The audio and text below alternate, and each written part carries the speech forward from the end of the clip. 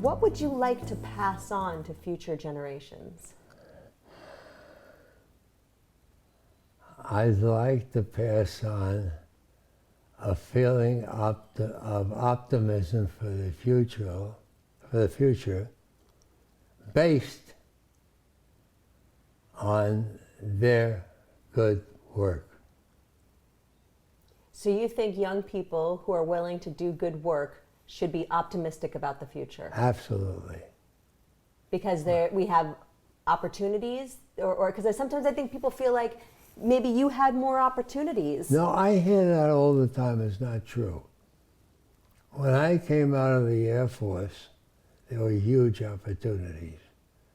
Countries had been destroyed, factories had been destroyed, living quarters had been destroyed. So we set up a wonderful thing in our history called the Marshall Plan, in which we helped our former enemies to get back. But in addition to that, we just went where it did the most good.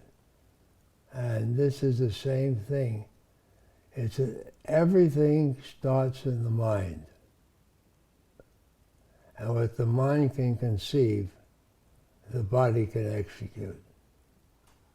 So look for places that need your help. And again, that kind of goes back to being a good neighbor, right? So you're helping people, and at the same time, you're finding opportunities to create wealth for yourself and for the people around you. But your prime motivation is to project your company and your people into a better earning position. And that is done often by intelligent trial and error. In other words, I don't know whether it's going to work, but boy, it worked here, worked there. I'm going to give it a shot and see how it goes, and that's what you do.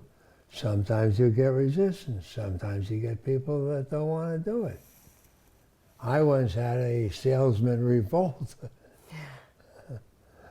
And all I did was, I said, come here, come outside. Went outside my building, and there was a big sign, Jack Nadell International. I said, you see what that says?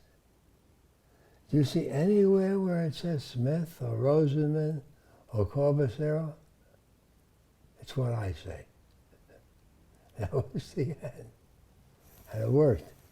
Well, I bet that worked. Very, I mean, if you had your name up on the building, that makes it real easy to know where the buck stops. But it sounds like you're saying be willing to try new things. You've mentioned to me before the theory of 1,000 arrows, right? Well, I gave these guys an opportunity. I said, you want to bring this merchandise and we should stock it because we can make quicker delivery. Fine, pay for it. I'll go ahead. I don't believe in it, but because I like you guys, I'll pay half. Now you pay the other half, and then we'll put it out. It never went out. Right. But in the idea of trial and error, to try 1,000 different things and see what works. You try whatever is practical. If it's within the bounds of a certain budget and you can afford to do, absolutely.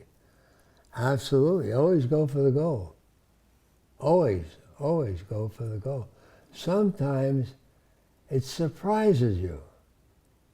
You don't even plan it. I take credit for a lot of stuff. It happened. It happened. I made a deal with Pierre Cardin, the great famous French designer, to design our line of pens and put it out under his name, because I thought we needed good branding. It worked. We never done that before.